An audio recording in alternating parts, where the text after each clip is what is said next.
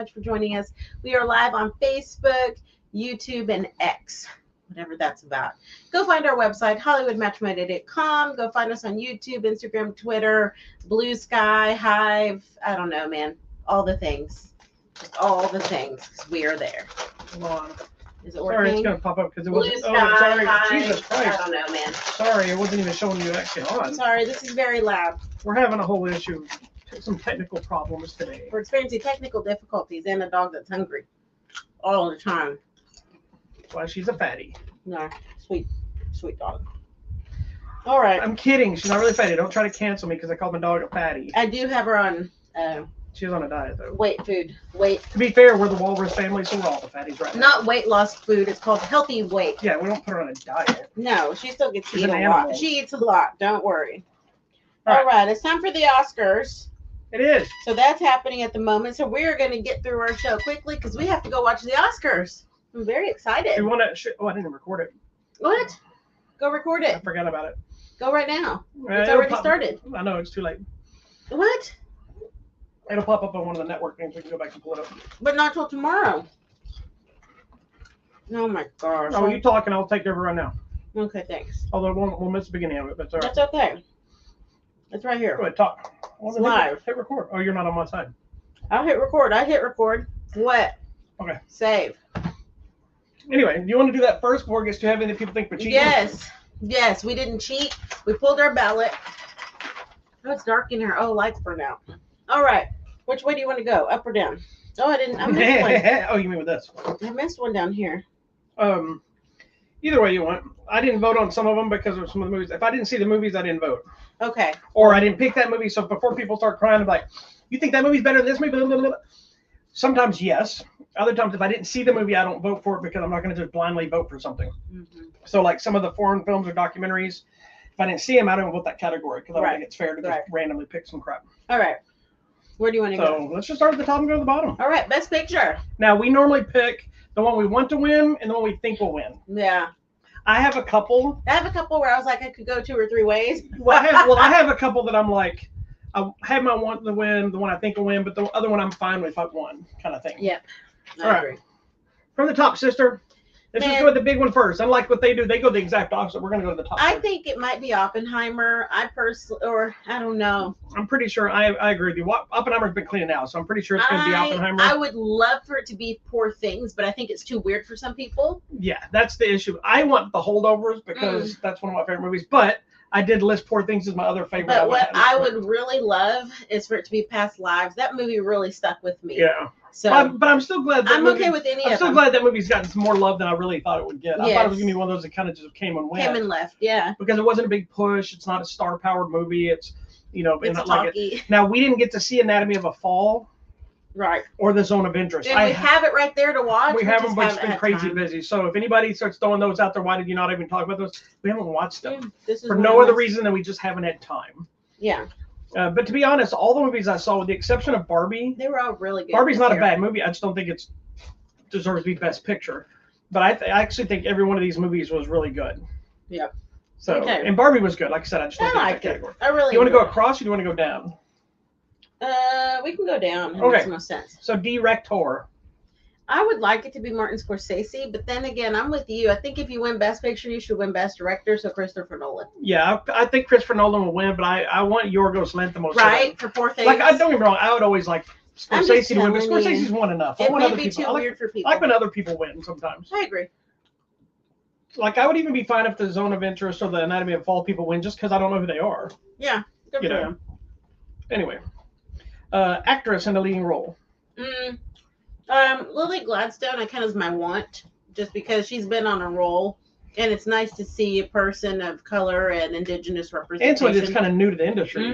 I actually picked her and think she'll win. Although I think I would love to see Emma Stone win that too, just because she went all in that. Yeah, she absolutely did. I agree. Okay, Best Actor in a Leading Role. You already know who I picked for this. You picked Paul Giamatti, and because of that, I clicked it too. I would love for it to be Jeffrey Wright. Yeah, I agree. Because that movie was so fun. I think it'll be Paul Giamatti, and I want it to be Paul Giamatti, but I like Jeffrey Wright, period. I've liked him all the way back to when he was in Shaft, playing like a cholo drug dealer. But that movie is fantastic, American Fiction, so it would be cool to see him win. Okay, actress in a supporting role. I picked Divine Joy Randolph for the holdovers because she's also been sweeping, so she's Yes. my only choice in this whole category to win. You know, I picked America Ferrera, Yeah. but I did mark Divine because it could be her. I would be fine with America Any of Ferrera them. winning only because she's the only person in that Barbie movie I think that deserves to be nominated. I don't think anybody really should be, because that kind of movie just to me didn't stand out as much. That's my opinion. But I think she's the only one that really had that kind of performance that kind of categorized And that any for of me. these ladies would be deserving. I would love to also to see Danielle Brooks win. That's what I was thinking. Because I'm a fan of hers from Orange is the New Black, and Color seeing her Purple is actually really good. We'll talk about it in a few minutes, and it's like you'll hear my issue that I had initially with it. Okay. Actor in a supporting role, I chose Robert Downey Jr. I think Robert Downey Jr. will win, but I would love Mark Ruffalo to win for Poor Things. I want Mark Ruffalo. He was so quirky and weird and fun, but I'm pretty sure Downey's going to win because he's been tearing it up. Yes, I hope so. Okay, original screenplay. And can I just say this? Yes. For Downey to win an Oscar, I believe he won for Chaplin, or he was nominated for Chaplin. But to see the trajectory of his career being dead because of his substance abuse and his personal issues, to Iron Man, to building, basically being the kind of setting the groundwork for this entire MCU thing, into becoming a major box office star and a super celebrity all over again from the bottom to win an Oscar is like an insane story. Yes, I love it. So I think it'd be awesome. We love an underdog. I also, if he wins, hope he thanks Mel Gibson again. So he can upset people. Start some controversy. And for those that don't know why he would thank Mel Gibson, because Mel Gibson gave him a job and nobody else would hire him during his problems.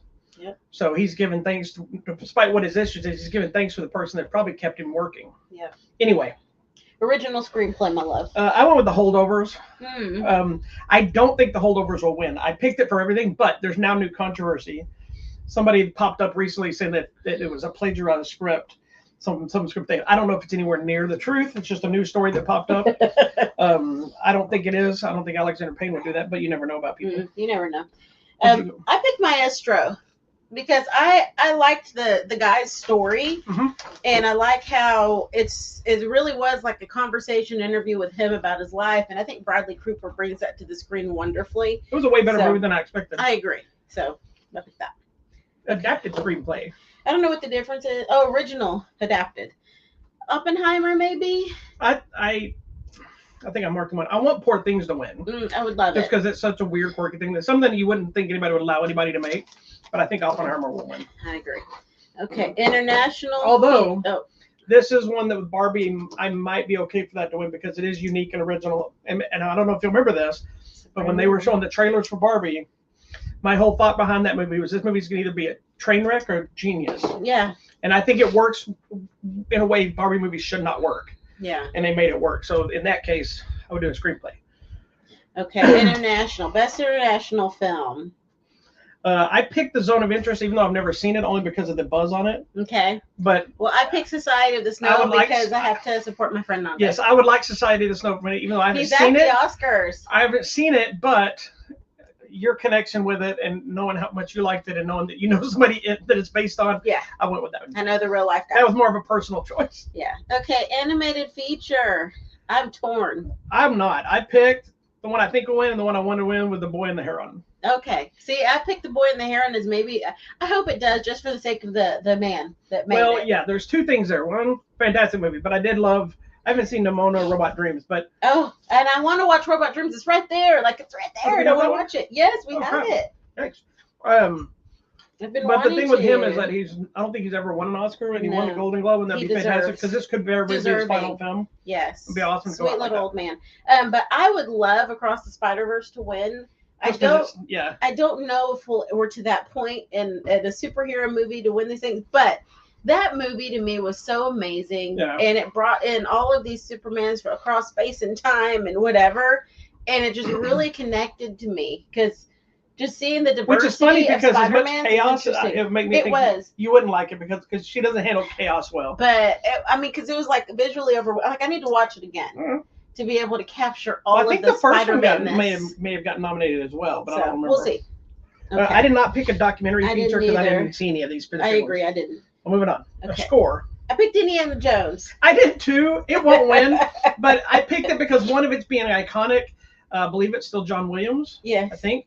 But also because it's the last Indiana Jones movie we're ever going to get. Let's go out with a bang. Give it something. I'm hoping that in that case, maybe Killers of the Flower Moon, because it had more traditional native I music. thought about that, but I ended up going with Poor Things. Okay. Because it's got that weird instrumental music and for the dances and then the weird moments and the sex stuff and all the. Yeah. I just thought it was kind of cool. Best original song. So this will be the one where they perform each song. Yeah, so I'm not a fan of cool. any song on this.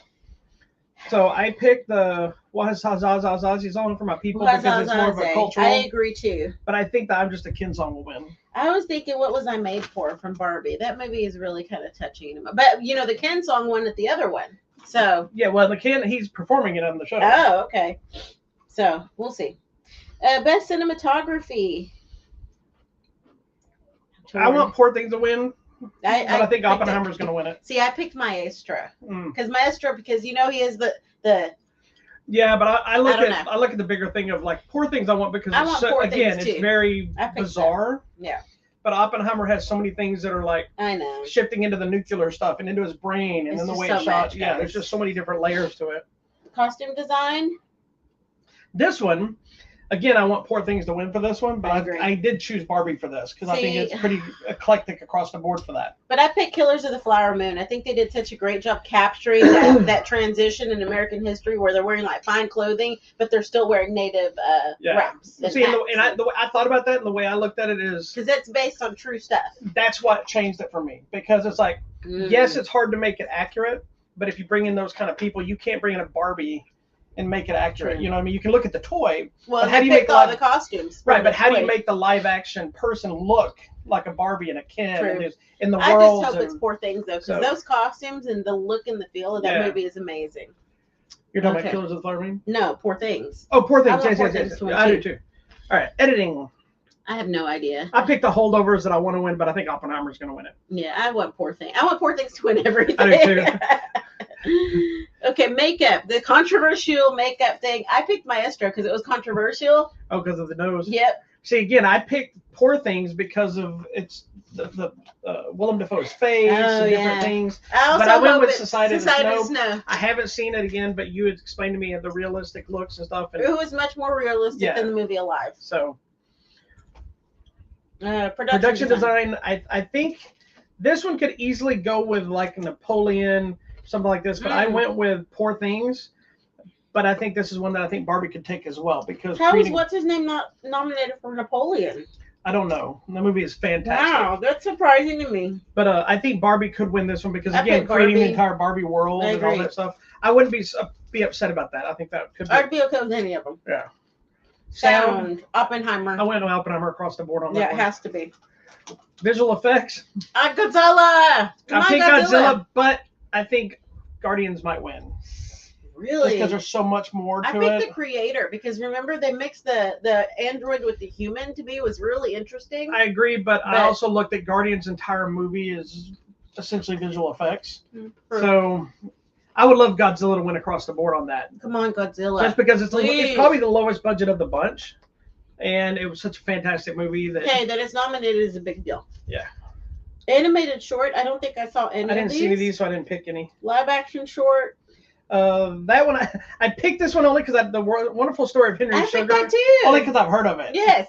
So I think that's Benedict Cumberbatch. Okay. But I haven't seen it, but I heard of it. So and the best documentary short, the only one I think we saw was Now in Waipo. I picked that as the one I want to win. It's the guy's two grandmothers just hanging out having fun. It's great. It's on Disney+. It's a really good one. But I picked the ABCs of book banning as one that I think might win only because of the subject matter. I agree. It might suck people in because of the nature right now. Over there. All right. Okay. So that's that. We'll be watching. We'll present our results next week. I mean, you'll already know the results, but you'll know how we did. All right, what we got? Who came out victorious? That'll be me. Wow. Okay, so let's go to our first movie. I hope this one's okay to start here. Yeah, whatever. Okay. I think we talked about it. We're not sure. No, we haven't talked about it yet. Are you sure? I don't think so. All right. We didn't because it just came out this week. No, but I felt like we said make sure you stay. Well, here, make sure you stay to the very, very end. We didn't. I don't think we ever talked about this at all. Okay, fine. This is the new Disney animated feature Wish. It is now on video demand, Blu-ray, digital, all that. It's not now yet. It comes out this Tuesday. Okay, well this week. But yes. And I can honestly tell you that Tell I did me not, about it. well, I didn't, hold on. I didn't have interest in this movie whatsoever. When it came out, I was just, I'm hit and miss with Disney movies anyway, but there was just nothing about it was really sucking me in. I wanted to see it, but it was never like, I can't wait to check that one out, So I didn't have very high expectations heading into it. Okay. The story itself is about this kingdom, right? Yeah. Where there's these villagers that live there, and this one guy, I guess, collects their wishes. The king collects he their saves wishes. their wishes for them. And then supposedly they randomly have a time where somebody's wish is chosen to be granted or whatever. So there's this one girl who wants to, but then due to typical Disney circumstances, she finds out some shenanigans, but she also suddenly has the ability to grant wishes. Not grant wishes, but release some of the wishes or whatever she's doing. So that's sort of the she makes a wish without his collective wishes. Yeah. So anyway, that's the basic story. There you go. What did you think of this movie? I really enjoyed it. Oh, wait, we did talk about this back in February. Okay. We'll give a quick recap then. Okay. Really enjoyed it. Thought it was good. I agree with you. Sometimes the Disney films are kind of hit and miss because a lot of it is rechurning things they've turned out to go 50 years and hoping you don't remember or your kids don't. Especially, I think, when it comes to princess designs. Well, and I think this one at least is kind of a more original story. This whole movie to me, now I remember saying this and you agreeing with me, this entire movie felt like it was just made to celebrate the 100th anniversary of Disney. Yes, I agree. And I think it was, and that's okay. I mean, they got to roll the propaganda machine. Yeah, and like you were saying, the best part of this entire movie is an after credit scene that should have been in the movie, at least at the last scene of the movie, because a lot of people are going to miss it because they're not going to think there's anything to wait for this. And the only thing that makes you kind of stay is through the credits. It shows tons of different Disney characters made out of constellations. It's all of the characters. And it's fun to just watch and pick, see if you can tell who's who. And we're like, oh, and like I finally remembered, what's the guy? Hercules. I'm like, oh, we should go watch Hercules again. Yeah. So it brings up all these memories. But my problem with Disney movies sometimes, and this one falls in that category, same thing happened with Frozen, is it's beautiful, it's vibrant, the animation's excellent, all that stuff. Like I look for kind of this, and maybe it's because Disney's kind of built me into this now. Like I look for the regular characters. I look for some sort of a character that's like a standout, fun character, your unique character that kind of sucks you in as the comedy relief or something like this. And I didn't feel like this film had any of that. I feel like it was very straightforward. Here's your characters, and the only two characters close to like that are like the star and the goat. Yeah. And neither one of them, much like the snowman from Frozen, neither of them really did much else other than exist. They just show up. They're not bad characters, any of them. I just didn't feel like it. So it feels like it's a good movie, but it felt like a movie that was really made more to celebrate Disney itself and the Wish Upon a Star thing and all that stuff than really telling a deep, deep story. Yeah. I mean, it's a good movie. I enjoyed it. I would watch it again. You probably, I don't know if you would. I might revisit it to give it another chance now that I know what it is, because sometimes things like this, if I rewatch them, I know what I'm getting. The expectation's gone, and I'm like, okay, this is actually better than I remembered. Now, some of the things I really did enjoy was the diversity aspects of it, because to me that matters.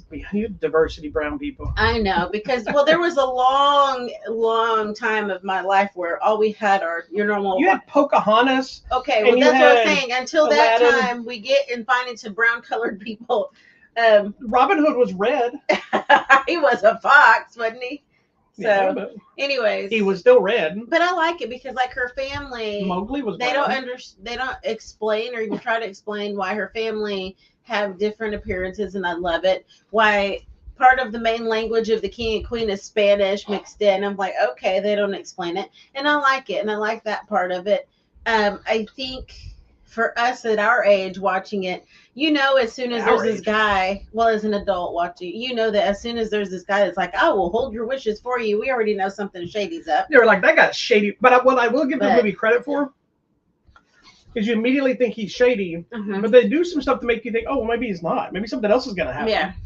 And then, of course, none of that happens and he's shady. But correct. But that's not really a spoiler. It's fun. This movie doesn't seem to really try to hide it. But I do like the idea in the end, especially for children and maybe even for some adults that are still looking for your wish. that you can make your dreams come true if you put in some effort and some time. I like that aspect of the story. That I'm just going to sit around and wait for my dreams to happen. Yeah, even bad Disney movies usually have good messages. You got to do the work. It is a good movie. It's worth watching. It is a good movie, but stay to the very, very end. Yes, I think it's mid-credit, or is it the very end? No, it's very, very end, where it finally explains the whole 100 years in the making. Well, we finally get it, but I wrote that in my review that I just posted. But it totally lives up to the 100 years in the making, but that's the end credit scene, not the rest of the movie. And it's so moving and beautiful. Like, you almost cried, I think. I almost cried at the very end. I'm like, where was this? So yes, it's important to say check that. It out. If you don't care about watching the whole movie, just jump to that part then. It won't make sense for the story, but you'll be like, oh, I get that. I get it. All right. Anyway, moving on. Next. Oh, been waiting to talk about this forever. Right. So our next one is the new, let me start again. The new version of The Color Purple. This is the movie version of the stage version of the original story, The Color Purple. Well, yeah, I think it's based on the book, not the original movie. But the original story. That's what I said. But this is based on the stage production. Right. It's a musical. With some of the people that were actually on the stage production. Oh, and I'll tell you this. I love the original Color Purple movie. I saw it in the theater. It stuck with me. I was obviously younger when I saw it. And it was one of those movies that it angered me because it was hitting me with stuff that I'm assuming, because I don't remember exactly, but I'm assuming that at that time in my life, I didn't understand a lot of that stuff as a white person, black culture, things like this, because this wasn't a slave movie. It was them, a lot of it of abusing within their own race. Yeah, well, that's why she's like, there's nothing harder than being a girl child. But then also seeing the racism on the other side too. I also remember being a fan of Whoopi Goldberg and being, what? Mm-hmm. You know, in that kind of movie. So I love The Color Purple. So when the trailers and this started popping up, I was like, I'm all for remakes. I know a lot of people throw temper tantrums about it and complain. I don't mind a remake if there's thought put in it, if it's effort put in it. They don't all work, but I'm fine letting people trying to get their own story in there. But I didn't know, I knew a musical existed. And on stage, I know it could work, everything else. But I was afraid that the musical version would not have the same kind of impact as the original, because that original is a heavy ass movie. It is heavy. And when you start adding dance numbers and songs, even though they can hit you at your core with the music, I just felt like it was going to take you out of that depth. Mm-hmm. You know, we didn't know. And like I said, on stage it would feel different, but when you're watching it as a movie, you're not seeing the stage. Yes. You know, and so I know there's times where you can really cry and get emotional at a stage production of something, but they don't always transfer into the theater. Yes. So I took a deep breath, kept my mind open. I'm also not a fan of musicals. That is another thing. Let's just say that. But I will watch almost every musical and give it a chance. Mm-hmm. So I should get props for that. Yeah. Do I get props for that? You get props. Okay, I got props. Thank you. This movie is fantastic. Look at that. I said all that to say this. This movie is fantastic. That's good, babe. I'm glad for you, because I know musicals are just like, but then you like stuff like a Wonka. So you do like musicals. I don't like musicals in general, but here's the thing: is my thing. I mean, you've talked about this before. I hate musicals where they just randomly sing for nothing and it doesn't feel like it fits. Like they just start singing about eating a ham sandwich, and like I don't give a shit. And I also don't like when the entire dialogue is singing all the time. Yeah. I've got to go pee. You go pee. I hate that crap. In this case, like the Wonka movies and stuff, it feels like it fits because they're so whimsical anyway. Yeah, it's weird. I feel like somebody would just sing like a whack job. Like Sweeney Todd shouldn't have worked, but it seemed like it worked because of the vibe. Then the way they produced the numbers and the songs themselves were great about grabbing onto the emotional moment they were having at that thing. And instead of you've taken a step away, like say somebody got slapped in the face, instead of now stepping away from the slap in the face and just getting your feelings in a song, you feel like the slap puts you into the song and you're still continuing the same thing. Does that make sense? Mm-hmm. You know, and when somebody's in a good mood, you're feeling the expression of the good mood. And even there's dance stuff in there, which usually loses me, it seemed to fit with the explanation of the story. You know, like Dreamgirls, I think is fantastic as well because it fits within the context of the story. Totally. That I like better than normal musicals when it's a musical about music things and it fits better. Mm-hmm. And the entire cast here was fantastic. They were amazing. Absolutely. So I agree. I liked it. I really enjoyed it. I thought it was really You good. have seen the original, right? I have seen the original movie. It's been a long time, but yes, I have seen it, and I remember because I'm telling you, it's hard to be a girl child. You got to fight your daddy and your brothers and your cousins. I know. I've seen it. I also was like, man, is this gonna live up to the Whoopi Oprah? It absolutely did. They were amazing, and that's a hard thing about seeing movies like this. When you have somebody like, I'm not an Oprah fan, but I will argue till I'm blue in the face how brilliant she is in The Color Purple. Amazing. But when you see two people give those kind of performances, you're like, can you possibly see anybody else do that? And what these two did was the same thing in their own way. Mm-hmm. They didn't try to mimic the other two. They brought their own voice to it, and you still get the same power from both. I think it helps too that Oprah was involved and Steven Spielberg was there and Whoopi was there. Whoopi showed up. As a cameo. You know, I think it's important that they were there. Didn't she the doctor at the beginning of the birth? Yeah, I think so. Okay. But I think it's like a little cameo. It's not, yeah. I think it's important that they were there to bring not just life to it, but the history and the depth of knowledge and legitimacy and all of these things. It's like, yes, with her and Spielberg, but I also think it's very much and it's like, you know, if you watch behind the scenes and her and Spielberg are talking about the original movie, then they're talking to the new director. So it's like everybody, it was a very collaborative environment. I appreciate that too, that people aren't like, well, I made this movie, now you're doing that. Like they were all collaborating together. They spoke together, you know, and I think that's so cool. Well, and I think not only does that help, but I think I'm still eating. Being supportive and collaborative is important.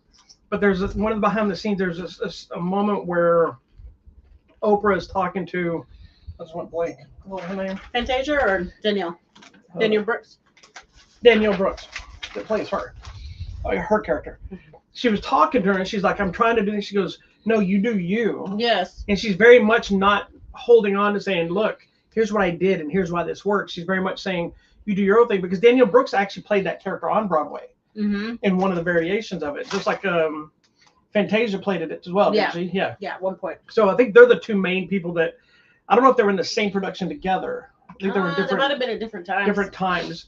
So they both brought what they already knew, but it had to be nerve-wracking to perform your part in front of the person that originated that part. And be able to, you know. But that was nice that Oprah's like, no, don't even think about me. She's like, you do you being this character. And I think too, I don't know if you watched the interview that Oprah did with you might have watched I don't know if you watched all that. I watched Oprah most she of did it with like Fantasia too. Yeah. I watched most of it. And you know how she's been personally impacted by the subject matter in her own personal life. So she's bringing that to the screen. And obviously it's not something people want to talk about necessarily, but you know that too when you bring your lived experience to the character, I think adds even more. And it's just such a fantastic deep movie. And I was even like, I don't know about Taraji P. Henson because we know she has a little drama in her personal life, but I don't even care because she was good in this movie. And I was torn about her being in this movie. Yeah. I like her fine. Like I don't agree with a lot of the complaints she's had, not because I don't think she's not justified, but the way she's gone about it, I don't agree with. But I like her in certain roles. I didn't see her fitting this till I saw her. She is probably my least favorite in this movie, but she's still great in it. Mm-hmm. And I like seeing her without the glasses and the hair and all that. Just be her being a normal, just looking young girl. What are you talking about? The glasses and the hair? Her is always with the sunglasses. Oh, right. Her, you know her, right? Oh, you're talking about the lady her. I thought you were still talking about Taraji. No. You said I like seeing her without being a normal person. Yes, I like seeing her. But we were talking about somebody else. H-E-R. Okay. Sorry. Yeah. The artist known as her. There you go. You gotta say we're starting a new conversation. Because you know you always see her like with her hair like flipping and she's got her glasses. But I love seeing just simple, fresh phrase, young lady fighting against the man. I loved it too. Yeah. She was really good in this too. That's all. The movie's fantastic. It's amazing. Oh, and him, Coleman Domingo. He was bringing in some energy because it was exactly. I felt like I don't know how he made himself look like Danny Glover, but that's just how he looks. It's like reincarnated. There's a couple of moments that if you double take, you think Danny Glover is here again. It's like where did they get young Danny Glover? He still brought his own He's They amazing. do, like Danny Glover always came off as a little more evil Yeah. in the original. Coleman, I think, Just feels more angry. evil because he's not always as vicious. It comes out of nowhere. Yeah, his is like 1 minute he's kind of happyish, and the next minute he's just this violent, angry, abusive person. Where Danny Glover's character felt like he just was mad He was all just the time. mad about life the Yeah. whole time, had him beat down. They're both brilliant. I would love to see them play like father and son, angry people, or maybe they beat each other up. Just father son. Anyways, And I hope the rumors, especially after seeing him in this and seeing some of his interviews and looking at him, I know there's one rumor that it's not official, but supposedly they've been courting him to take the place as Kang. and What's his face in yes. Marvel? Because I think he could, if he shaved the mustache, he could still look like a version of that. That'd be cool. Without changing it to. But there's also talk they're just going to ditch Kang altogether and move on. Man, okay. So anyway, That is movie is such a main fantastic, and if thing. you go to our website at HollywoodMatrimony.com. you can win a copy of it. And who knows? Maybe I'll give away a copy of both movies together. What? Do you have that? I do. Scandalous. That is scandalous. And they're both on 4K. Free things. Come Okay. get that free things. Moving on, let's go. All right, next. I love that she doesn't know what we actually have. Okay, the We have next we have a movie- prize closet in here, don't we? I do. It's all right there. Okay. And it's a huge box. All right. The next movie we saw this week was the new film Imaginary, starring Chauncey the Imaginary Bear. Which I was actually looking forward to. Yes, and? Oh, no. You fell asleep. Let me just tell you, my man here was snoring, and I was just like... Can I just tell you somebody else that was with us dozed off a couple times Yes, as well? they also fell asleep, but they were not snoring. You were. Actually, the time you hit me when you thought I was sleeping, I wasn't asleep. I was actually snorting. Like, I went like this. I went, and you went, and I was like, sorry. and then after I did that, because you didn't look at me, I realized, I think she thinks I snored. Uh-huh. I'm like, no. I was like, that's why I don't know if you heard me. I did it a few times in a row. Mhm. I was trying to make you go, like, My I was bad. snorting. Well, But that's I even did it back. grosser. It was off a couple Yes. times. All right. Tell me your tale of woe with Imaginary. I didn't hate this movie. Okay, good. The movie has a lot of potential. I think when you're dealing with imaginary stuff, it gives you a lot of options and rooms to be creative. And I think there were at times it was very creative. I felt like it takes way too long for anything to happen. Like the opening sequence is fantastic. It pulls you right in. It's freaky. It's creepy. Yes. You're like, hell yeah, we're all ready for a Let's ride. go. And then you just hit a wall and nothing happens for so long. And my problem with that is their character building and their world building, and they're trying to get you to know all these people and do all these things. But I'm like, it just drags for too long. And the girl that plays the older teenage daughter, I can't stand her. Like, now that's testament to the girl's performance. It's not the actress I detest. It was that child. She was annoying. Yeah. And she was just whiny bitch all the time for no reason. And they were doing that to create that moment so you have your redemption and all the other crap that we know is going to happen. But I'm just like, shut up. I'm like, can she die first? And it just, anyway, the last half of the movie, the final act, if you will, it's fun. I enjoyed it. I dug it. They did some creative stuff. Everything they do in this movie is kind of, there's twists and turns that I saw coming from 70 miles away. Yeah. But they still work. And if you don't see it, it's going to make it better. But I can't see how most people won't see it. I probably didn't see it. Well, I'm sure you did. But I was just in the movie. I was trying to be in the moment. And I do have another major beef, but I want you to go ahead. I enjoyed the movie. I agree. There were times that it was like a little slow, like what's happening? When is this going to happen? But I stuck with it. I thought it was a fine movie. It was good. I liked the use of the teddy bear, and sometimes the teddy bear's eyes would be like, and sometimes he'd be happy. Was that your problem? Was the teddy bear? Let me discuss the argument of this teddy bear. Oh my gosh. The entire movie is built in promotions on this bear. Right. This bear does absolutely nothing. Every shot of this bear is just sitting close up on the bear doing nothing. No, but sometimes its eyes are like. Yeah, but it's so subtle that it's like every shot felt the same. Like the stuff you see in the trailer when you see him moving across the floor with his blanket on him. Look at those angry eyes. The blanket on him, his head slightly turning one time. That's it. He doesn't do anything else in the whole movie. Like there's different versions, so don't get me wrong, there's stuff happening, but for you to build the entire posters, the everything based on this bear, I was just hoping some kind of fun payoff of the bear itself. There's a different variation There of what they is do, a little bit different, which of the I bear. loved, as cheesy and silly as it was. Yeah, but it was good. I loved it because it fits the imagination, dream world type of thing. We did that in the movie numerous times. But I was so pissed that this bear did nothing. This is like what is that movie we saw that one time, 40 meters down or whatever it was? Yeah. No, maybe it wasn't that. Anyway, when they advertise something as a shark attack movie and there's no sharks. Yes. Like this, like I'm ready for this bear to kill somebody's ass or do something. It does nothing. What you see it doing the poster right there, that's what it does in the movie. Oh, I thought it was good. It was actually a good use of the imaginary friend thing because it comes up later. I agree, but I wish they hadn't used the promotions of that bear. That's what the problem is. They put the entire focus promotions on the bear. So you expect the bear to start chucking making you things? think, not necessarily that, but something. They make you think this bear is going to do something, and it doesn't. And it's like, I know the purpose of the bear, but I'm like, it's almost a MacGuffin where it's leading you to focus on the bear. Because they're like, hey, we've been telling you about this bear, so you're watching this bear, and then something else happens. Correct. But it becomes annoying because I'm like, I think, yeah. So our friend said, I took a nap, just like Bobby, thinking the bear would eat everybody and then the movie would be over. But I woke up and they were still fighting the dumb bear. So, okay, problems with the bear. I liked the bear. I'm the only one. No, I liked the bear, and I liked the possibilities of what we could have done. I dislike they didn't do anything with him. The main lady, there's something about her that I just couldn't get into. She was gorgeous. See, and that I just. But I think for me, I think it was the eyes.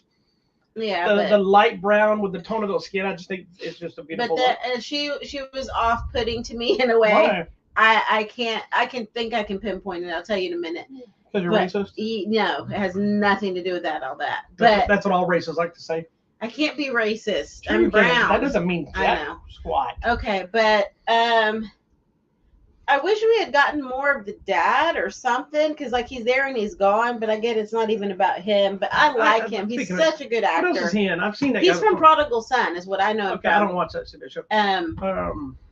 I've seen him in something else when he was younger. But it's really about the mom and the two girls. You know what? Surprisingly, the little girl did not annoy me. I was very shocked that she was actually really good. She was really good. Some of the stuff at the very end when she tried to be tough and stuff didn't really work for me. But yeah, they need to get this little girl in something else because she was good. I was hoping she'd be a little creepier, but he's Jesus in The Walking Dead. That guy. I never watched. You did too. You saw that guy. He's the guy that had the long hair. Looked like Jesus. Okay, I don't know if I got that far, babe. Yes, you did. We watched it together. Okay. This was like. Oh, look, she's a voice in Super Kitties. Okay, I do watch that show with my granddaughter. I like you tried to justify with your granddaughter as if you didn't watch it by yourself. Super Kitties is so fun. Anyways, Imaginary, it is in theaters now. If you're up for it, go check it out. It is not really scary. If that's your concern. It's creepy at moments. One of our friends was like, "Oh, that looks scary." I'm like, "You're scared of a teddy bear, dude." So it's not you're scary. Scared of puppets. That's different. Puppets are demonic, and they've been used for years as demonic. Whatchamacallits. Whatever. What's that thing where you have a cat or whatever, and it's your thing? You're familiar? You're familiar. Yes. Yeah. So no, thank you. That was him from Walking Dead. All right. That was back in the early episodes. Okay, check out Imaginary. All right, now I'm happy now I know who the hell he is. Next, oh my gosh, we've got to talk about this. Ricky Stanicky. Now, fun fact about this film. Yeah. This is one of these movies that the script is one of those blacklist scripts, whatever, that sat in limbo for years. And one of the Farrelly brothers actually directed this, which is I believe it was Peter Farrelly directed it, which they did Dumb and Dumber and Kingpin, Me, Myself, and Irene, Something About Mary, that kind of stuff. But over the last year, they've been doing some different stuff, not the goofy, stupid comedies. So this is kind of the return back to that. But this script has been sitting around for a long time, and even had people like Jim Carrey attached to it. Oh wow! Different people like that. So now we're finally getting the movie. This time we have Zac Efron and John Cena. And basically the story is about three best friends who create this character they call Ricky Stanicky so they can blame on, get them out of trouble. Yes, anytime something goes wrong, it was Ricky. Yeah, and so now everybody knows Ricky, but nobody's met Ricky. Now they're adults, and they're still using Ricky so they can go do stuff and different things. And though, of course, obvious, everybody knows where this is going. the family wants to meet Ricky, and so they got to figure out how to make Ricky real. Correct. Or they could have just told the truth and moved on with their lives, but no, then we wouldn't have a movie. That would be too difficult. John Cena plays the version of Ricky, so they hired this actor to play Ricky Stanicky. There you go. And he is not the kind of actor you expect. It is so funny. This movie was hilarious. It came out of nowhere. You told me just watch this movie. Yeah. And I did. And I was cracking up. Like, I was laughing out loud. You weren't even here. I was working in the middle of work, and I'm just busting out laughing. It's dumb, but funny. It's not as raunchy as I expected. No. From just the tone and the Farrellys and the old school stuff. But it is very, very funny. But it was way more heartfelt than I expected. Yeah, it was. But the Farrellys have been good about that. Of like, if you watch something like Me, Myself, and Irene, one of my favorite movies they ever did, that movie is like just ridiculously stupid. Mm-hmm. But there's so much heart and emotion and stuff in there kind of infused with it. I think that would work. And while this one is not their strongest of those comedies, it's still really funny. And I think it works 90% because of John Cena. Yes, I agree. He is so fun. And I love that he just goes all in. If you watch the trailer and you see what he does for a living, it's hilarious. Yeah. I love it so much. And they make him, his character is a total buffoon. He's a drunk, he's a drug addict, whatever. But he's also this unexpectedly intelligent moments where he says things that you don't expect to happen. And they're not comedy moments, but they're hilarious because you don't expect it, kind of thing. Yeah. I don't know if you got that vibe, but yes. Like you're saying, but it's because then you're like, wait, what? Because he's like acting. That's right. You know, because he researches his parts. Like, I researched my characters like acting. Now there are a lot of moments that there's no way ridiculous. There's no way this would play out the way it did, but you just have to buy into it for the fun of it. It is fun. I'm glad it's one that's on Prime because that way it kind of opens up the place for everybody to see it. Something I thought was interesting that I saw with John Cena talking about is Efron did this movie directly after the Iron Claw. Yeah. And he goes, and that's how they bonded on set because he went and was like, dude, you just played one of the pioneers. What was that like being in that world? Yeah, because I was trying to look and I noticed at one point, I think unintentionally, just because whatever, like he's bigger. His veins are still kind of popping. Yeah. And I was like, I wonder if he just worked out or what, or if he's like trying to come But he off noticed of working his out. face and jaw is not as big. Yeah. Because I think when he started dropping some of the muscle weight, his face kind of started going back to normal. Which is good, because his face was kind of poofed in the other. Yeah. And he's not as big here, but I just noticed like his arm, he has Popeye arms and his veins are popping. Yeah. And I was like, dang. And I was wondering, like, I wonder, was this right after the other wrestling he said he came right off that movie right into this movie. Yeah. So do you just stop working out and it just kind of goes away? No, the muscles will stay. It's like if you look at these guys, they bulked up. Like I wonder if he just cut way Kumail back. Nanjiani or whatever. Yes. If you look at him now, he's still pretty big. Yeah. But he's not ripped. He doesn't work out like he did when he was doing Eternals. Yeah. But you can still say he's maintaining his shape. Correct. Because that's one of the things. If you can get to that shape, I got to this. It's like you look at Arnold now, who's in 70s, 80s. He's not Arnold from back in the day, but he's still in good shape. He's better shape than us. Yeah. Stallone the same way. Yes, we all know that some of these guys use. Like, I know Stallone's known for using growth hormones, but whatever. The man's 70-something years old. And did you know today was Chuck Norris's birthday? And I think he's 84. Hey, Chuck Norris. 84 today. That's cool. He posted a video of himself punching the bag and working. Nice. So, anyway, Ricky Stanicky is really funny. It is great. One of my favorite parts of this entire movie is a montage of seeing John Cena do what he does for a living. And the man goes all in and should get props for this entire movie just for that montage section alone. Yeah, so if you see on the poster, he's dressed like he sings. That's what I'll tell you. He dressed like Britney Spears. Mm-hmm. That's all you need to know. Yeah, for someone especially his persona in life as being a WWE champion, an action star, all these different things, he constantly plays against type. And I think that's why it works. Because nobody ever expects to see a big muscle-bound thing. Because if you think back, when people like Arnold and Stallone made comedies, they didn't always work. Yeah. You know, Schwarzenegger got lucky with Junior and Kindergarten Cop and stuff like that. Stallone had a couple too, but then he also had Bombs, which we love. Rhinestone. The movie was a flop. Was he the one that did My Mama Will Shoot? Yes, Stop Her Mama Shoot. With Estelle Getty. Which I believe... I don't remember if it was Oscar or Stop Her My Mom Will Shoot. But that was actually, I don't know if you've ever heard the story. One of those, I believe it was Stop Her Mom Will Shoot. Schwarzenegger was offered it first. He told them to tell Stallone's people that he was taking it so that Stallone would take it knowing it was a bad script. Oh, no. And he did it. Stallone has told the story, and Schwarzenegger has told the story about he tricked me into doing this movie because I wanted to get it so he wouldn't have it. And then it ended up being this horribly bad movie. I think it's fun. It is not fun. I need to revisit. Let's watch it. I've seen it like once on TV. I haven't watched it in years. Oscar is pretty silly. bad.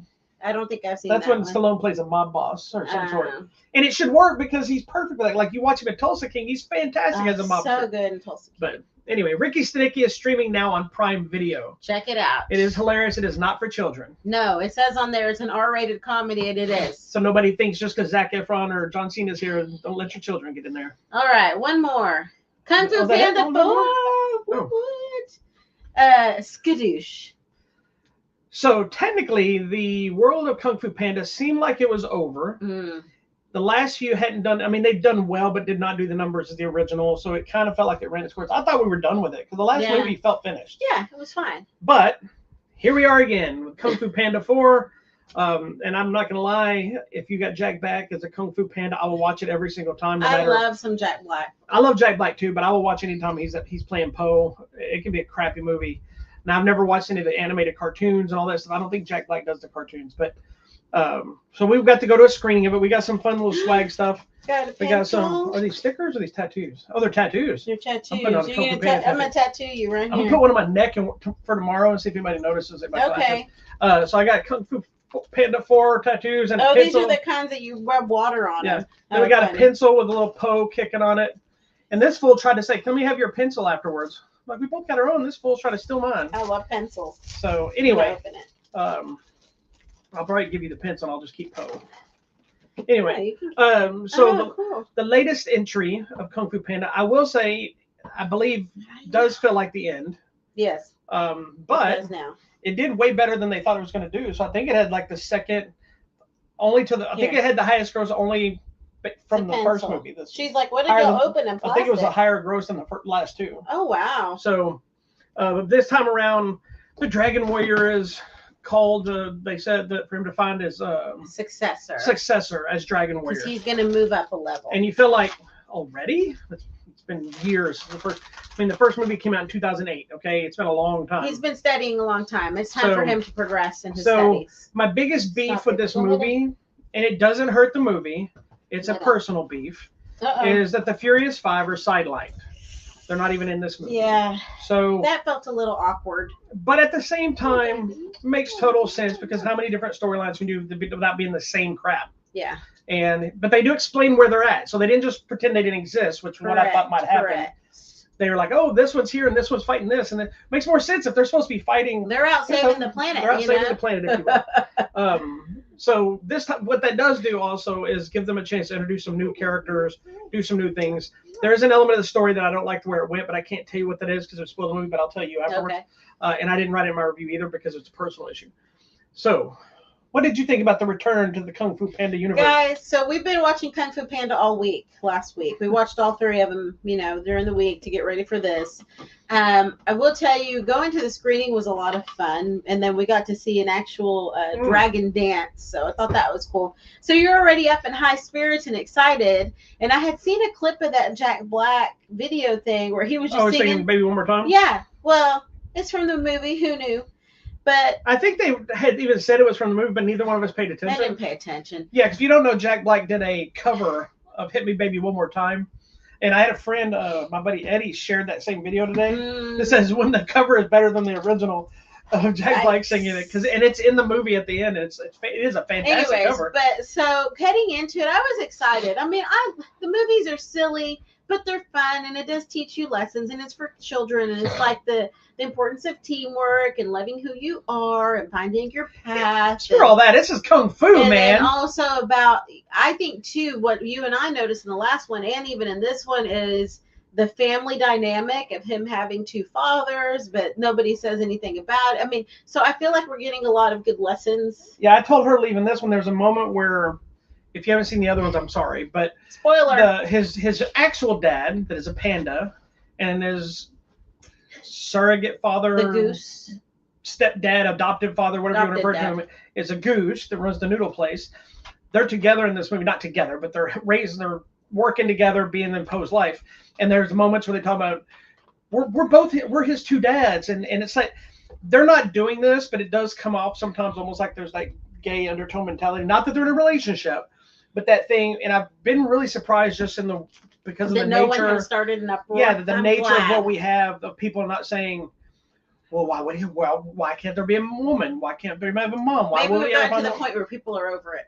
No, they don't, because people are complaining about other crap already. Anyways, but I agree with you. The movie itself was probably unnecessary, the story itself, but I liked it. I enjoyed it. I know people have issues with the other person, like just her in general. Oh, yeah. Awkwafina? Yes. She voices a new character. Yes, and I know people have issues with her. I love Awkwafina. her. I think she's fun. I mean, she is a one-note actress kind of thing. She seems to be the same in everything, but I'm fine with that. That's who she I think is. she fits almost everything she's done. The best thing is that game show movie. Oh, yeah. That was really good. Check that one out. Look, I enjoyed it. I love this new one. Super fun. I think Kung Fu Panda is one of the few franchises that every single movie is on par with the one before it. Yes. And sometimes better. I think if you don't think the movie is before is better than the other one, I think there's still elements that always improve on what they did before, and they've always kept the same element. The thing I love the most about this franchise is that while Poe is a buffoon, he's evolved in his abilities, and you still can believe that he is a hero. He's just a clumsy, normal person. Correct. So like this one, he's out and he's fighting crime, if you will, protecting the villages and all this stuff. And you believe that he could be the hero that he is, even though he's still kind of a moron. Yeah. Because that's him as a personality. That doesn't dictate his abilities. Like I've had black belts from my class that were dunderheads, but they could fight badass, and so. Well, but that's what we learned in part one, that the Dragon War is just you. It's like you embracing who you are. Right, but I'm saying I like that the movies. But he has learned Kung Fu. Yeah, I like that the movies have evolved him. Yeah, he did learn Kung Fu, guys. They didn't just make him always, like if you look at the first two, maybe a lot of the stuff he did was kind of accidental, just went his way, right? Until he figured out like his little finger thing and whatever. And I think this one. Skadoosh. This one is him. He's actually able to do these things. He still evolves in a different way this time around because that's part of that journey of the Dragon Warrior. But I think it shows intelligence in the evolution of the character. So it doesn't feel like a one-note character every movie, which is what these kind of movies tend to do. They make if he's an idiot, he's an idiot in every movie and never changes. He's smarter in this one. He figures things out. I also love that this movie harkens back to every other movie. Yes. It has a closure to all the movies, all the way back to the first one. You need to kind of watch all of them, I feel like. And I enjoyed Dustin Hoffman, by the way, because he is still so exasperated. Like, he's learned to love Poe, but he's still annoyed by him because, Poe's just Poe. Well, and I think with the connection of all the other ones, including Dustin Hoffman's character, Shifu, every one of them get kind of an end to their arc. Yeah. That feels like this one feels way more like the end than any of the other ones have. Yeah. Like they could do another one, but you really couldn't do one with Poe in the same way for it to make sense. Right. If they did it, then you'd be like, he could do it, but it'd be almost like it should be a Shifu movie then. That kind of thing at the next level. The only thing I think we do is go back in time to the others of what actually happened made him or Shifu being I've always wished we'd get a Furious 5 movie. You get to just watch them. 5 or Shifu, or even back to Master, what's his name, the turtle. Oh yeah. Like we could go back in time to those because their story is kind of, there's a little bit revealed in this one about that time period that comes forward to this time period, or was it the last movie? It doesn't matter, but you need to just watch them. The movie's fantastic. It's really good. I personally think if you like any of them, you will like this one just as much. It's just as fun. The animation is beautiful. And I would want to give all these movies props.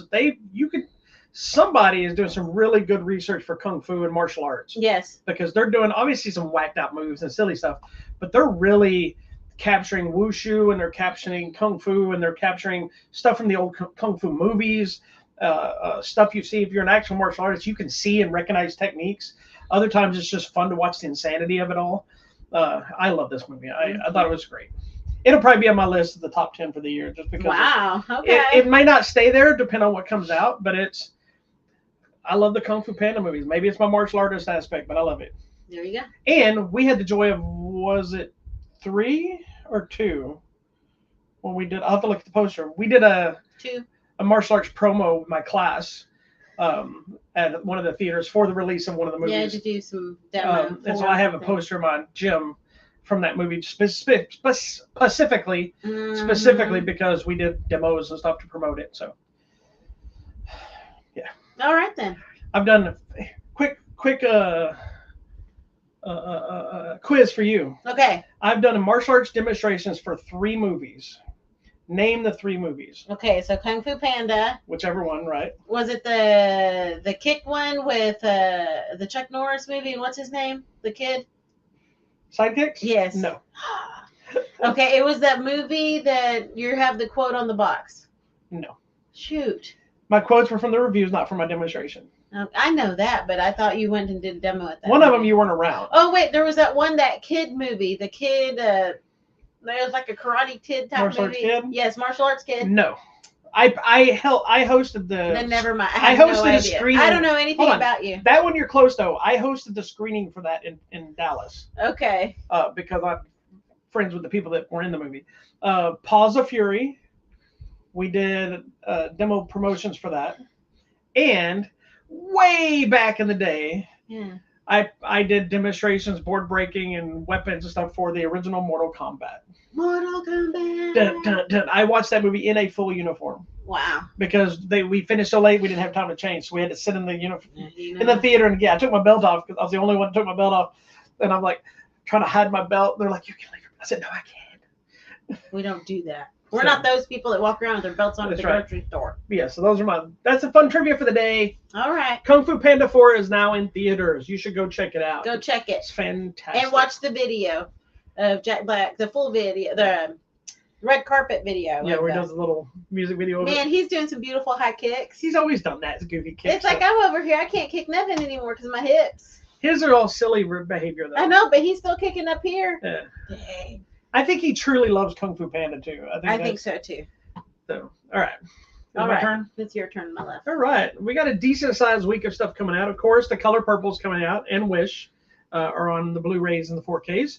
Schwarzenegger, I'm going to have to actually go buy this when they didn't send this to me, but I don't have a copy of it. Schwarzenegger's The Running Man is getting the 4K release. Have you never seen that one? No. You ever seen The Running Man? Where it's like the game show thing he's on, but they're like trying to kill each other? No, I don't think so. It's him and Jesse the Body Ventura again. But the host of the game, it's very much kind of like a Hunger Games thing, but they're not Hunger Games. It's more violent. But the guy playing the host is Richard Dawson. Oh my gosh, how funny is Fantastic. that? Such a fun movie. I love that movie. The Abyss is getting a 4K treatment. Also, within that release, so they're releasing, like I think it was 4 or 5 James Cameron movies are all getting the 4K release. So they released new versions of Avatar and Avatar: Way of Water a month or so ago. Yeah. This week, it's The Abyss, True Lies, and Aliens are all getting the 4K treatment for the first time. And then Ferrari is coming out. Oh wow! That movie ISS. Yes. That we didn't get to see. Yes. It's coming out on Blu-ray. Oh, perfect. The movie Freelance with John Cena. We thought it was okay. It was a fun little movie. It came out, or it's coming out. And that movie, Anyone But You, which is the one I want to see, but we think it's probably going to be pretty generic because you don't like her. Who's that? That's the one with Sydney Sweeney and the guy with the couple that don't like each other. But There's just something about her, and I'm sorry. I like her. I have these. I think we all have that. There's certain actors that you just don't. I like her probably for a different reason than you might or might not like her. Well, that's why. You know how you like Jason Statham or Jason Momoa? No, but that's one of the things I don't like about her. That she's hot? She's not. I disagree with you. Her face is all like, and she has that thin kind of hair that like she looks. She has hair. That she looks like I got a good head of hair. She has like that thin baby hair. I don't like people that have thin baby hair. You have hair all over. You're Hispanic. Wow, that is not true. All right. Let's see. They're releasing Rick and Morty: The Complete 7th Season. Oh wow. Okay. Kung Fu Panda's getting another 4K treatment. Event Horizon's getting a new Steelbook edition. Yay, Quickly Down Under is getting the 4K treatment. I think that's pretty much it. All right. That's the main stuff. Well, coming out at the theater or on the line on Monday, coming out on video demand and digital is a movie called The Shamrock Spitfire. It's based on the true story of the youngest wing commander in history of the Royal Air Force. So Not the video game Wing Commander. No. Okay. Coming out on Tuesday, video demand and digital, a movie called 1% Warrior. We have a copy to give away on our website. At HollywoodMatrimony.com, and we'll be talking about the movie next week. Yes. And then also a movie online called Silver Haze. It's this girl, Frankie, who's a nurse. But she's been traumatized by something that happened early in her life, and she's out to just get revenge. But she suddenly makes a friendship with this girl named Florence, and they decide to go on a vacation to just escape life, and kind of changes her life. This is a sequel to Purple Haze. No. Oh, okay, that's right. Coming to Max, which would be HBO Max. We just call it Max now. It's a movie called The Lionheart. It's starring Jean-Claude Van Damme. No. Oh. This is a documentary about the two-time Indianapolis 500 champion, Dan Weldon, also known as The Lionheart. You know Lionheart's a Jean-Claude Van Damme movie. I do know that. I've seen it with you. I know you do. Also on video demand and digital, I hope everyone sees this. This looks like a really good story. It's called Ishahala, a Boy. It's about a lady who pretends to be pregnant with a son because it's just her and her daughter at home, and she lives in Jordan, and without a male heir, everything would be taken away from her. She lives in where? Jordan. Jordan. Country. Yeah, I thought you said Borden. I was confused. No, Borden, and it's one of those countries where you must have a male to be the heir of your estate. I agree with that. So coming out on Wednesday to Paramount Plus, it's a new movie called Little Wing. It's about a 13-year-old girl, Caitlin, who's dealing with the divorce of her parents, and she decides she's going to start pigeon racing. She's going to get a pigeon and do pigeon racing. As well you should. Coming out Thursday on Prime Video, it's an animated movie about Frida Kahlo called Frida. It's an animated movie. Yeah, it's interesting. Okay, Friday at the theater. There's a movie called Knox Goes Away that's coming out. Michael Keaton. With Michael Keaton. He directed it as well. When did this happen? It's been getting promoted pretty heavily, but it's going to be probably a limited, smaller release. And it's interesting because the character itself is dealing with dementia. Yes, it's a hitman. Mm-hmm. I'll have to show you the trailer. It's a hitman that slowly is losing it. But that's kind of what's been happening. Michael Keaton, it's not dementia, it's something. Was it Michael? Michael Keaton. Who is it that has the dementia? Bruce Willis. Oh, and he doesn't have dementia. He has something else. He has something else. Yeah, but Michael Keaton doesn't have any of that stuff. Where's Michael Keaton been? Making a bunch of movies that we've watched. Oh, I didn't know that. You know who Michael Keaton is, right? I got confused for a second because I might have dementia. Do you know who Michael Keaton is? I'm Batman. Because remember he did that one with Maggie Q where she was like the hit woman. Is he just doing Hitman movies? No, but remember he did that TV movie. The movie with Maggie Q, yes, where they're fighting in the grass. When they're fighting in the office, but then remember he did the movie about the prescription drugs thing, the miniseries. We never finished it. I know, but he's done a ton of stuff. Okay, sorry, I got confused. He's got Beetlejuice 2 coming out this year. I mean, you know what it's called? Beetlejuice 2? No, Beetlejuice. No, it's not. It is. Hey, he did an interview promoting this movie, again. And he said that he thinks the new Beetlejuice is fantastic. He said, I don't like the first one. Oh my god! So I'm gonna have to go back. The first one is genius. Again, chaos. It's chaos, but it's genius. But he said the hardest part about playing this movie, the second one, is he said that so much of the first movie is ad-libbed, and his performances and stuff he did. Because in the movie he does this a lot. And somebody asked him, "Do you have to remember?" He goes, "Yeah." He goes, "It's really hard to act of something you ad-libbed and have to remember." So he had to revisit the movie and watch and see like. Why did I do that? Do I ad-lib differently? It's also been so long. Yeah, it's been a long He doesn't move time. and do the same thing. So is what's her name in it again? And guess what? She looks exactly the same because she's a vampire. So is I believe the little girl from Wednesday's in it too. Oh yeah, she is. So yes, I think she's playing her daughter. Oh okay, that makes sense. Yeah, I can't. Okay, fantastic. So that's him. The next movie coming out to the theater is Arthur the King. This is a movie with Mark Wahlberg. We just saw the trailer yesterday. And he did a little promo about it too. It's about him and this team that are doing this race across the country. Some kind of a triathlon thing. Some kind of athlon. Yeah. And they come across this stray dog, and the stray dog just kind of follows them everywhere they go. So he ends up with 400 and something miles. Is this a true story? It is. It's based on a true story. Oh, an endurance race in Ecuador. You clearly didn't pay attention to the trailer because it said as big as the screen. It said based on a true story. I just saw the dog and he was hurt, and I was like, oh, help that dog. I was just crying about the dog. Because I'm one of those. So people are you? I that have would to, pick I up have a to dog ask you this anywhere. now. Are you starting to fall back into the Mark Wahlberg category now that he's really been focusing on a lot of like I think now more that faith stuff and more? yes, I'm back in. Like, you know what he said recently, which was surprising. Well, not surprising, but kind of. He in an interview talking about this, he talked about the direction of his career now while he's doing action stuff, but he's really picking and choosing the projects he's taking, and a lot of it's based more about where he's at now as a family man and heavy in his Being a good person. Christian Faith. Catholic faith or whatever. And he's like, movies that he said there's movies in his career that he horribly regrets. One of them being Boogie Nights. Because of the subject matter. Even though that movie, I believe he got nominated for an Oscar for that movie, but the movie is one of the movies that made him a megastar. But the subject matter, he really regrets doing that movie. It's such a sad movie. It is. It's a brilliant movie, but it is depressing. And with what's his name and the wife, like that was such a sad movie. Anyways, I'm looking forward to this, and I feel like the promo just stopped. It didn't. I still see the American Society of Magical Negroes. I am all in. I think this movie's got a lot of controversy. As a fellow person of color, I'm all in. Is it because they said Negroes? No, there's a lot of people of color that are fighting about it. And that's why I'm wondering. But I think the argument is misplaced. Mm-hmm. Now, I'm basing this without seeing the film yet. But I think a lot of them were saying their problem is like, well, this entire story is just placating the fears of black people with white people. I said, I think that's the point. It's mocking what black people are having to deal with. It's like that movie that Jeremy Wright did. Jeffrey Wright. Jeffrey Wright, thank you. American Fiction, yes. Yes. I don't know who Jeremy Wright is. I don't know either, but Jeffrey Wright. It seems like the same thing. Look, our whole point is to keep them from being afraid of us, and so they're almost doing a, what is that term I'm always looking for? I don't know. In relation to culture. Anyway, it's basically dealing with the societal things, but turning it into a magical Harry Potter-like world. Yeah, because the whole point of the society here of Magical Negroes is they're secretly working to protect the black people in the world. Yeah, so that's the whole point. They have you doing certain things that make white people not afraid of you, kind of Correct. Thing. I don't know. I think it's going to be good. I'm in. I'm down. Also coming out, a movie called Snack Shack. It's a comedy about some friends running a snack shack at the pool. I heard that. And yeah. There you go. We're gonna watch that too. It's about friendship and love. That's another one probably watch separately, but I have it.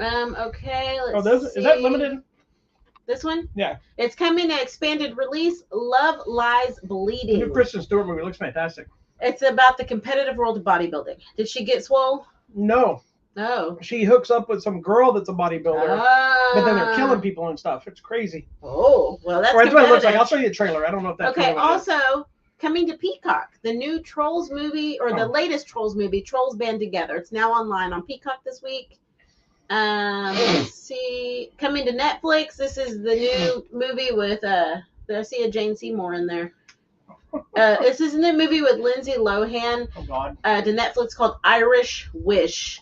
I wish then no more Lindsay Lohan. She's going to be a bridesmaid at a friend's wedding in Ireland. But she wishes for love for herself. Could her dream come true? Because you make an Irish wish and it will come true. I think that's kind of it for the week. Oh, coming to Apple TV this week is a new TV series called Manhunt. It is a drama based on the hunt for John Wilkes Booth after he assassinated Abraham Lincoln. Spoiler. So you'll be into that. Well, tell everybody he did it. If you don't know, you get problems. That's it. Is that the new documentary about Stormy Daniels? Mm-hmm. That's next Monday. This thing came out about this where she said, and now it's saying it supposedly was inadvertent, like not consensual or whatever. Yikes. So anyway, we're dropping down, and don't look at Facebook because I thought somebody posted a spoiler about when. Okay. You don't see it yet. No Facebook. So for giveaways this week, we got some new ones on the list. I believe since the last time, maybe not. We've got copies of Polar Rescue, which is the latest movie with Donnie Yen not doing karate, but instead doing rescues in the polars. We got 1% Warrior, which we'll talk about next week with Tak Sakaguchi. We have some digital copies of Migration that we talked about last week. So cute. We got copies of Aquaman and the Lost Kingdom. I love Aquaman. I do too. We thought the movie was fun, even though it wasn't perfect. And it is the end of the Zack Snyder era DC universe. We got some copies of Wonka. Wonka. Yeah, you're gonna do that. And of course, copies of The Color Purple. Mm-hmm. And whoever wins We have 2 copies, I believe, of The Color Purple. And when I finally decided to do the contest, whoever wins, one of those 2 people will receive both movies. The original? But they won't know until it arrives at their home. Wow. Yes, the original and the musical. There you go. All right. Well, that's it for us today, my friends. Thank you so much for watching this week's episode of Hollywood Matrimony Live. Make sure you go to our website, hollywoodmatrimony.com, and click on the contest button for all the free stuff. Make sure you go like, share, subscribe, follow, send hearts, send bubbles, send money. We're on Facebook, Instagram, YouTube, Twitter, Hive, and Blue Sky. And this weekend, upcoming weekend, we should be doing a show on Sunday, but I hope so. The entire weekend we will be out at AllCon, the convention out in, I guess it's in Dallas now. It's Dallas. That we do every year. I'll be setting up doing my art stuff through our BDG studios, but we'll also be hosting some stuff, running around hanging out. We'll be hosting this costume catwalk on Sunday.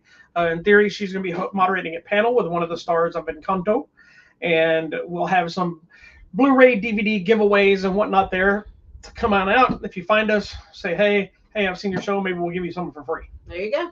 Thank you so much. We'll see you soon. Oh.